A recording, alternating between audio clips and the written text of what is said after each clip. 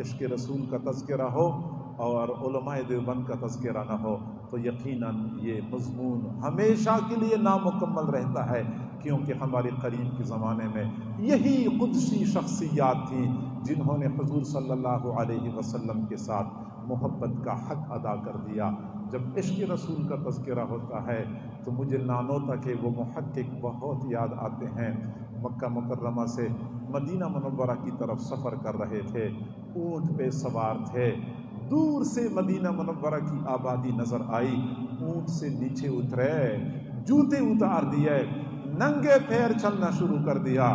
شاگردوں نے کہا استاد جی ابھی تو مدینہ بہت دور ہے، راستے میں کانٹے دار جھاڑیاں ہیں، سنگریزے ہیں، آپ کے نازک پاؤں زخمی ہو جائیں گے، کم از کم جوتے تو پہن لیں۔ حضرت نے فرمایا کہ بیٹا یہ سنگریزے مجھے نظر آ رہے ہیں، یہ کانٹے دار جھاڑیاں میرے سامنے ہیں، لیکن میں کیا کروں؟ میری محبت مجھے اس بات کی اجازت نہیں دیتی کہ اس سرزمین کو اپنے جوتوں تلے رون ڈالوں جس سرزمین پہ میرے محبوب کے قدم لگ چکے ہوں۔ جب بھی عشق رسول کا تذکرہ ہوتا ہے تو مجھے وہ محدث مدنی بہت یاد آتے ہیں۔ دارالعلوم دیوبند میں پڑھا، یہیں پہ پلے بڑھے، لیکن حضور صلی اللہ علیہ وسلم نے اپنے پاس بلا لیا۔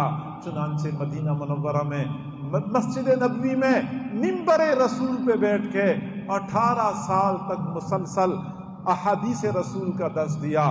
میرے بھائیوں، ہمارا یہ عقیدہ ہے کہ حضور صلی اللہ علیہ وسلم کے روضہ مبارک کے پاس کوئی بندہ کچھ بولتا ہے، کچھ پڑھتا ہے، رسول اللہ صلی اللہ علیہ وسلم اپنے ہی کانوں سے سماعت فرماتے ہیں۔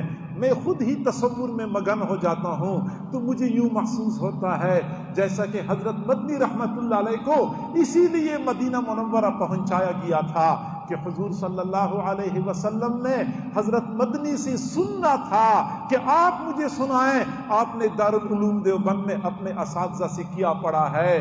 دنیا میں ہم دیکھتے ہیں استاد جب اپنے شاگردوں سے سبق سنتے ہیں تو شاگردوں کی جوڑیاں لگاتے ہیں، آپ اس کو سنائیں اور آپ اس کو سنائیں، آپس میں ایک دوسرے کو سناتے ہیں۔ لیکن خاص شاگرد ہوتا ہے، استاد ان کو اپنے پاس بلاتا ہے کہ بیٹا آپ نے مجھے سنانا ہوگا۔ استاد براہ راست اپنے شاگرد کا سبق سنتا ہے، مجھے یوں محسوس ہوتا ہے جیسا کہ حضور صلی اللہ علیہ وسلم نے حضرت مدنی رحمت اللہ علیہ کا سبق خود سننا تھا۔ آپ نے اپنے اساتذہ سے کیا پڑھا ہے مجھے یہاں سنانا ہوگا۔ 18 سال تک مسلسل اپنے محبوب کو وہ حدیثیں سنایا کرتے تھے۔ ہم حدیث پڑھتے ہیں عن ابی ہریرہ رضی اللہ تعالی عنہ قال قال رسول اللہ صلی اللہ علیہ وسلم، اور جب حضرت مدنی رحمت اللہ علیہ حدیث پڑھا کرتے تھے فرمایا کرتے تھے عن ابی ہریرہ رضی اللہ تعالی عنہ قال قال صاحب هذا القبر صلی اللہ علیہ وسلم۔ نگاہیں گنبد کی طرف اٹھ جاتی تھیں، اشارہ گنبد کی طرف ہوتا تھا کہ اس صاحب قبر نے فرمایا ہے۔ اس انداز سے عرب اور عجم کے مشائخ اور محدثین کو حدیثیں پڑھاتے رہے۔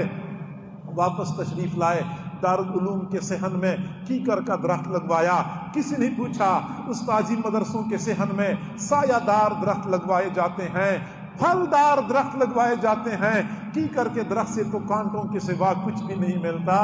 حضرت مدنی رحمت اللہ علیہ نے فرمایا جی ہاں بیٹا، آپ لوگوں کو کیکر کے درخت سے کانٹوں کے سوا کچھ بھی نہیں ملتا، لیکن مجھے تو کیکر کے درخت سے بہت کچھ مل جاتا ہے۔ جب سے میں نے پڑھا ہے کہ حضور صلی اللہ علیہ وسلم نے حدیبیہ کے میدان میں جس درخت کے نیچے صحابہ کرام سے بیعت لی تھی وہ کیکر کا درخت تھا، اس دن سے میرے دل میں کیکر کی محبت پیدا ہو چکی ہے۔ میں کیکر کو دیکھتا رہوں گا، اپنے محبوب کی یاد کو تازہ کرتا رہوں گا۔ جب بھی عشق رسول کا تذکرہ ہوتا ہے تو مجھے گنگوہا کے وہ فقیر بہت یاد آتے ہیں۔ اپنے شاگردوں کو مسجد کے صحن میں حدیث پڑھا رہے تھے، اچانک بارش شروع ہو گئی. شاگردوں نے کتابیں بچانے کے لیے مسجد کے ہال کی طرف دوڑنا شروع کر دیا.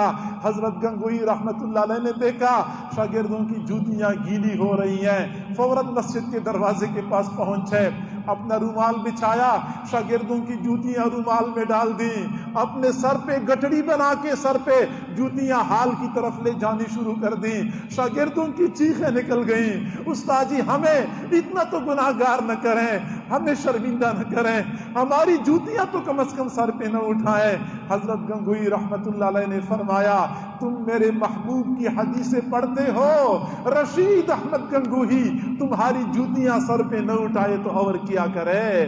میرے بھائیو، حضور صلی اللہ علیہ وسلم کی حدیثیں پڑھنے والے طلباء کے لیے دل میں اتنا مقام اور مرتبہ تھا، اس دل میں حضور صلی اللہ علیہ وسلم کی محبت کس قدر موجزن ہوگی. یہ وہ قدسی نفوس ہیں، یہ وہ شخصیات ہیں جن کے بارے میں سنی سنائی باتوں کی بنیاد پہ ہم اپنے دلوں میں بدگمانیاں پیدا کر دیتے ہیں کہ یہ لوگ گستاخ رسول تھے، یہ نبی کو ماننے والے نہیں تھے.